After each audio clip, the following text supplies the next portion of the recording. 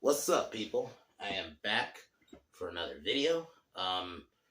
Sorry. This video was supposed to be like earlier this week, but I had to go back and I had to do real shit, real life shit, let me say.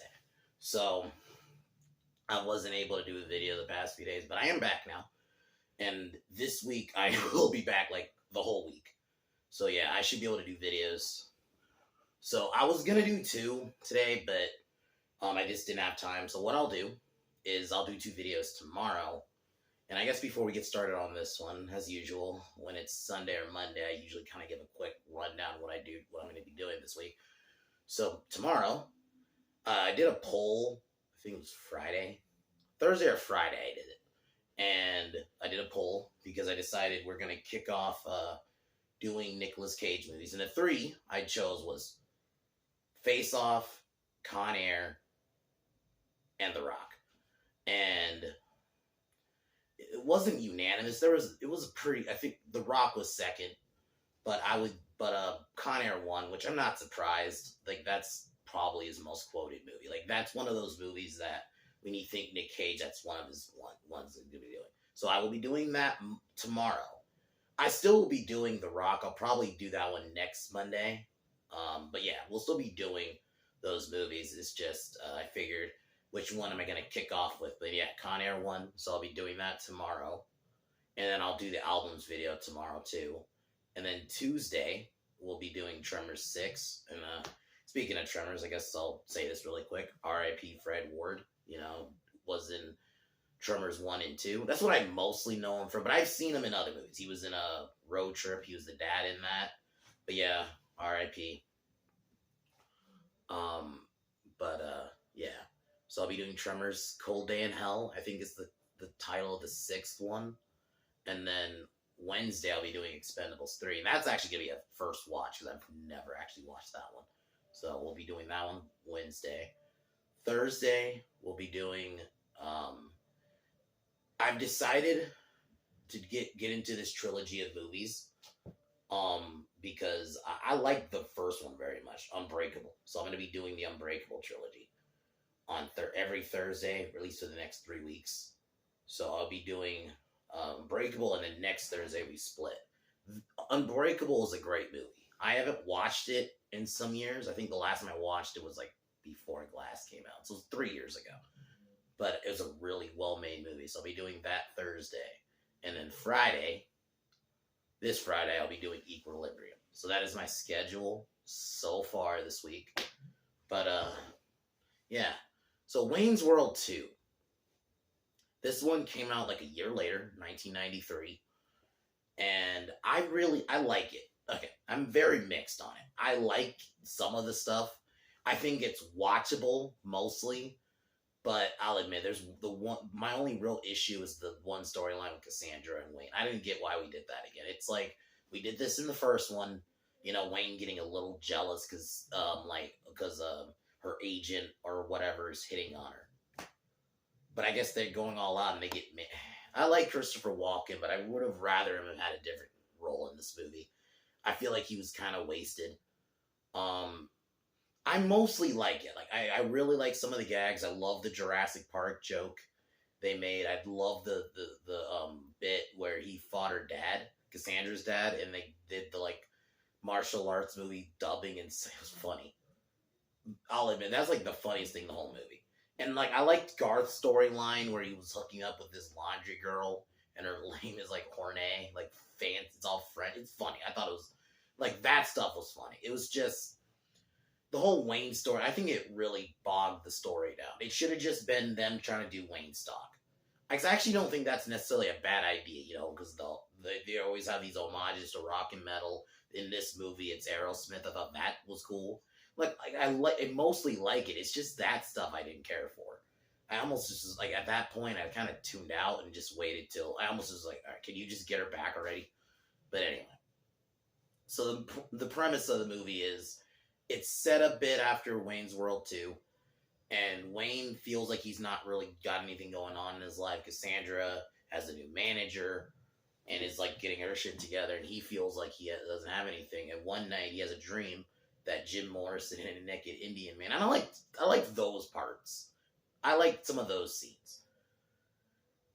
Basically telling him he what he gathers is he has to do a concert, and he makes Wayne stock, pun on Woodstock, which I thought that premise isn't bad. It should have just been that. I think overall my biggest issue is I think they overcomplicated it, because Wayne's World, that first one, is just simple, the comedy. And I think with a comedies like that, you gotta keep it simple. Don't overcomplicate it with needless side shit. And I think they did that with this movie.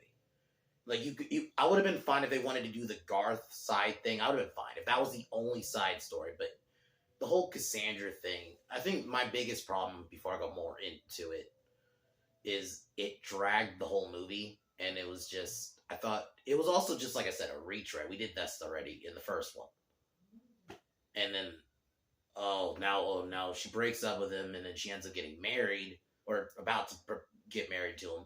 So he has to stop the wedding, and then we got to do that whole thing. Yeah, but I'll get more to that when we get to that plot. But I was just a little disappointed in that.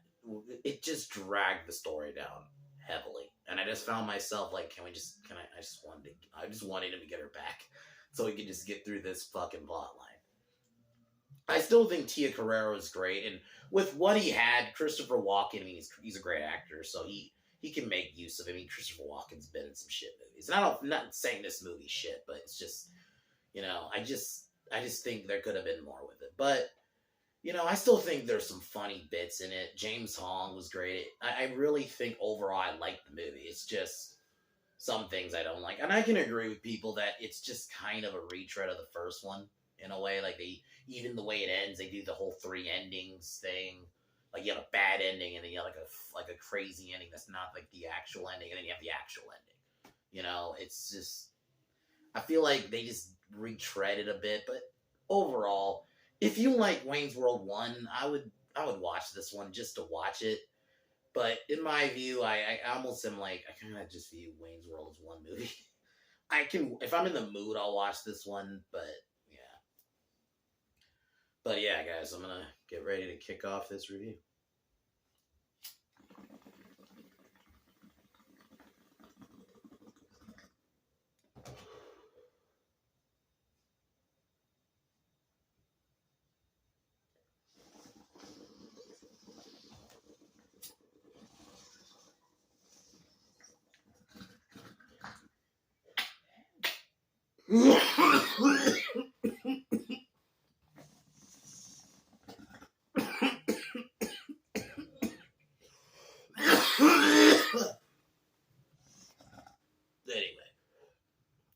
So the movie opens up. We kind of basically get like a similar opening the first one, where Wayne has like is holding the camera and he's talking to the audience. You get like them doing their Wayne's World show, which I like that bit. I think that was another thing I felt like was missing was, and I honestly did just think of this one just now. There was not a lot of Wayne's World scenes where they were doing the show. Like, we got a few of them in the last movie. I like those parts of the movie, to be honest. I really do. I really like those parts of the movie.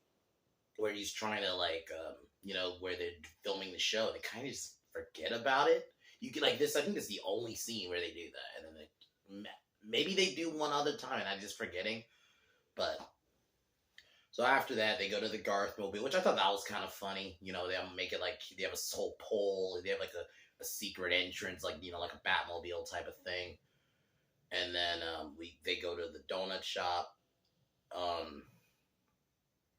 and they go visit Cassandra, and she's dating Wayne, but Wayne starts to kind of feel inadequate again.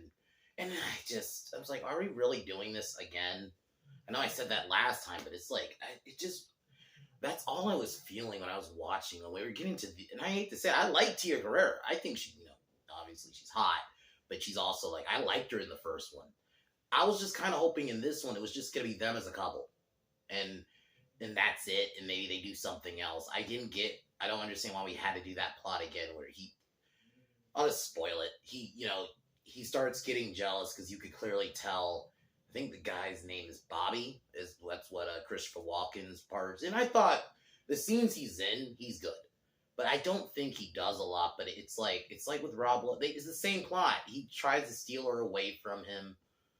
I mean, and he kind of this time. I guess the only difference is he succeeds because Wayne goes too far. I guess I'll just spoil that part of it. I'll go ahead and go a bit ahead in the movie.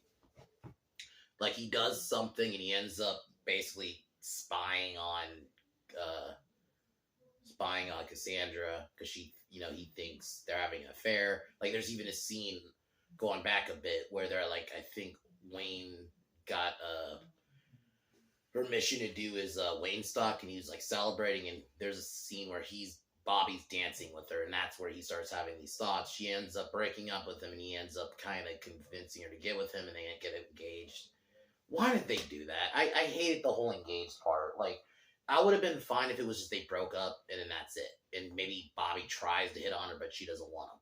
Why are we doing the whole marriage thing? It's just okay. Anyway, going back now. They end up going to Garth and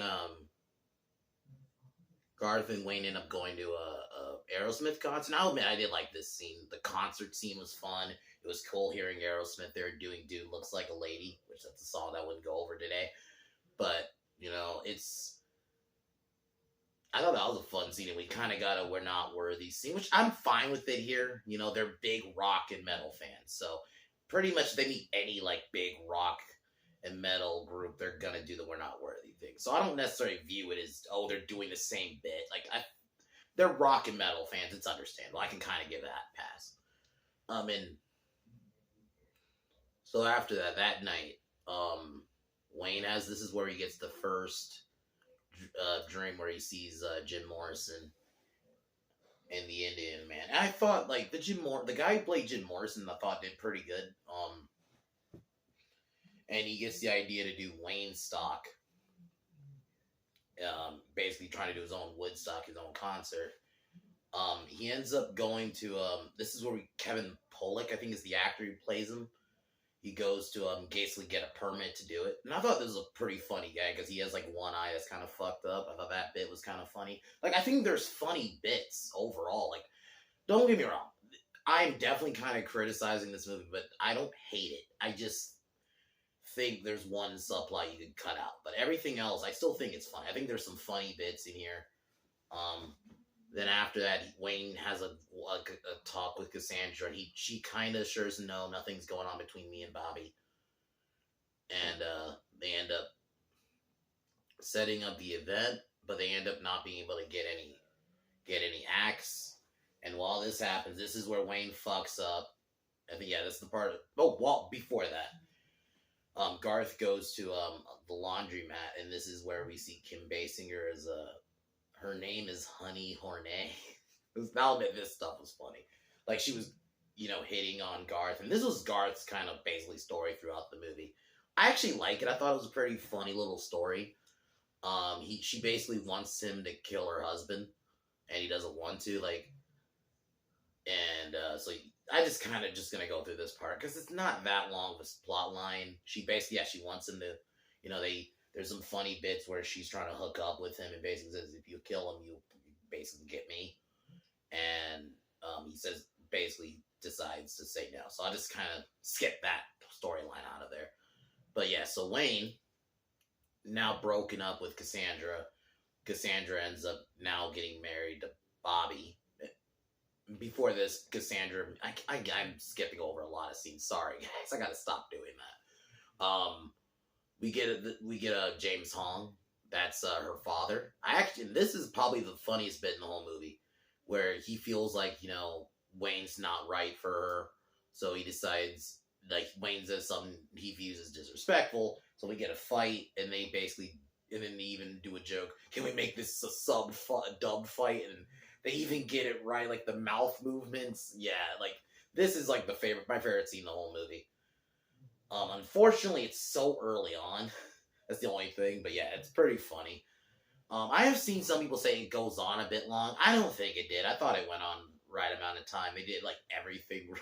It was pretty. Even the part where Wayne's getting the phone, he gets it all dramatic. I think that's definitely the best scene in the whole movie. Definitely. So after that, yeah. So Cassandra ends up getting married to Bobby and runs down to LA with him.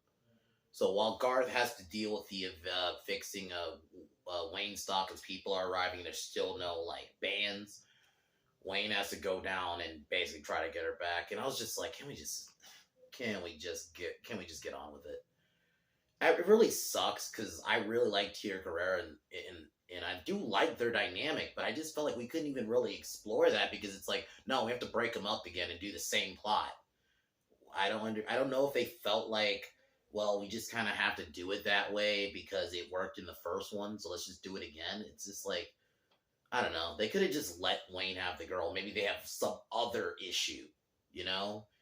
And it actually would have been funny to see some more scenes between him and like James Hong. I thought they had a really good dynamic. Even after the fight, like, oh, you know what? Maybe you are good for my daughter. And it would have been kind of funny to see some more like scenes with them together instead of this bullshit we got. And you could have still had Christopher Walken in the movie. And I think that's another thing. I felt like he was wasted because it's like he's such a good actor. You just literally just have him do what Rob Lowe did. But I guess he goes a bit further and ends up getting with her. I guess that's the only difference. But yeah. So Wayne ends up, he goes to the wrong wedding, which I thought that was kind of funny. And then he ends up finding her. He gets her. He kind of fights off her dad and like some of Bobby's friends, and they basically, him and Cassandra run on a bus. They get to Wayne's side. I'm sorry, I'm skipping through, but it's just I kind of want to get over this part of the movie. So yeah, they run off, and they have to get to Wayne's stock. And when they get there, there's still no band, but there's an audience. But just in the nick of time. Oh no! Before that, we get like the 3 endings. You get like the bad ending. You get like the kind of crazy ending where they basically do like a pun, not a pun, but like a joke on Thelma and Louise, and I thought that was funny. And then the regular ending where just in time Aerosmith arrives and they do a song and Bobby can't get in. And also Chris Farley's back. I thought he was fun as the roadie. Like there's little stuff in this movie I like. I overall like if I were to give this movie, I would still give it like a 6. Like, I think there is some really good stuff. I just think there's some stuff that can go away. But after that, yeah, so pretty much the movie ends here, really. Like, Wayne Stock's successful. Wayne gets his girl, keeps the girl. And basically, Jim Morrison gives him the lesson that basically she always wanted you. You just had to be you type of deal. And then we get a funny gag in the end about, oh, we'll clean up the mess. And I overall like Wayne's World too. Like I said, it's a 6 out of 10, meaning like it's still average. There's definitely things that I don't like, but I still would say it's funny. Like the stuff between, I really like Garth and like Dana Carvey and Mike Myers still have really good chemistry together. So I think that's one of the positives of this movie. Not just them, like they're kind of like core group. Chris Farley was great. I really the fight between him and Hong. That's like my favorite scene in the whole movie.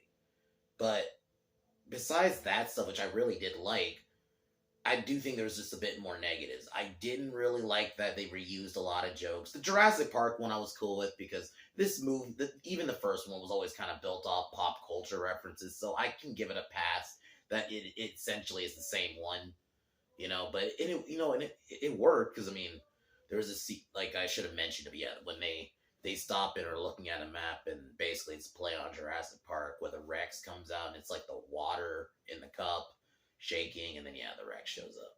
And actually, granted, you could tell it's like really, really bad practical effects. It looked fine for like, even though it's not a full shot, but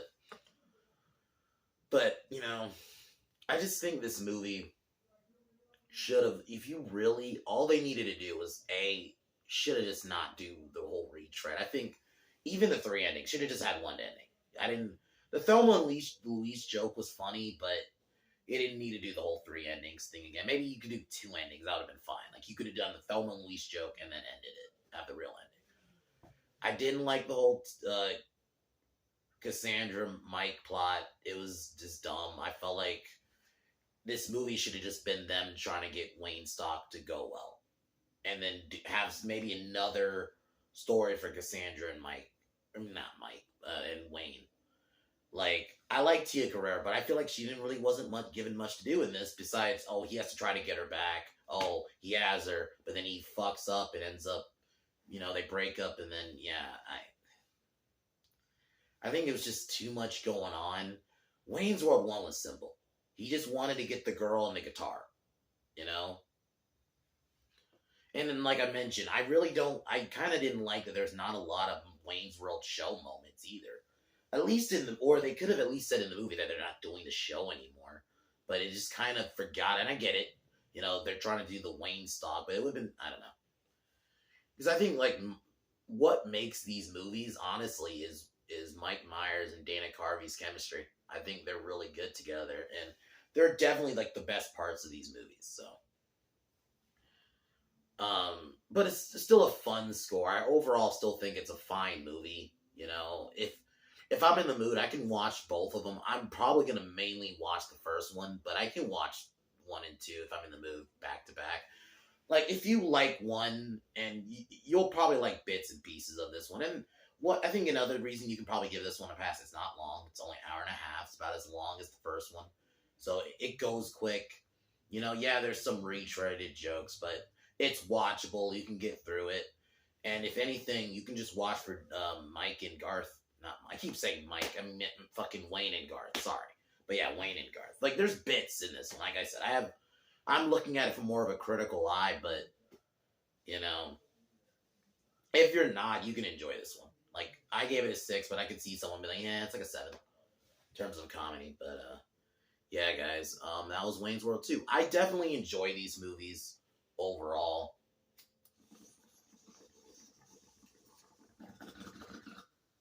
The first one more, but even this one I'm fine with existing. But I don't want to. I said in the last video, or the last Austin Powers, Wayne's World, sorry. Wayne's World review. I don't want an Austin Powers 2. I keep saying Austin Powers, I'm fucking stoned, sorry. I don't want a Wayne's World 3. I don't. Time has been too long, and what would the jokes be? I feel like it's going to go over a lot of people's heads. It's going to be like a Jay and Silent Bob reboot, which I didn't like that one either. Where only, like, if you watch these movies or you understand the rock and metal references, you'll get this. Like, I feel like if they do it now, it's just going to go over people's heads. 2, rock is just not as big as it used to be. Even, like, when the third one came out, second one, sorry, was 93. Now rap was pretty much, I would kind of say at that point, was taken over. Rock still felt like a big deal genre. It's not that now. Unless, like, you have older bands, but then it's like, you should have did Wayne's World 3 a long time ago. I think the ship has sailed. And I honestly just don't think it'd be funny. I just think it would just be them doing the jokes they did in the first 2 movies, but present, and I just don't think it'd be funny. So, I'm good on a Wayne's World 3. And an Austin Powers 4. But, yeah, guys. I would recommend this one if you like the other one. If you like the first one. But, yeah, guys. Tomorrow, I'll be doing Con Air. That movie is fucking awesome. That's one of Nicolas Cage's best. The cast is great. And I just love, it's a movie about prisoners. So, and it's also really fucking funny. So, I'll be reviewing that one tomorrow. And I'll be doing the albums video. I actually might just do, like, right when I get up tomorrow. Because I don't have anything going on. So, I'll, maybe not right when I wake up, but, like, it'll be during the day. Before we watch Con Air, I'll list my 5 favorite 80s albums so we can get that one out the way. And then, yeah, we'll do Con Air tomorrow. But, yeah, guys, as usual, I'm gonna cheers and peace out. But, as usual, fuck Warner Brothers, fuck Disney, fuck LeBron, fuck Juicy Smollett, fuck Seth Rogen, fuck the Biden administration. I'll talk to y'all tomorrow. Peace!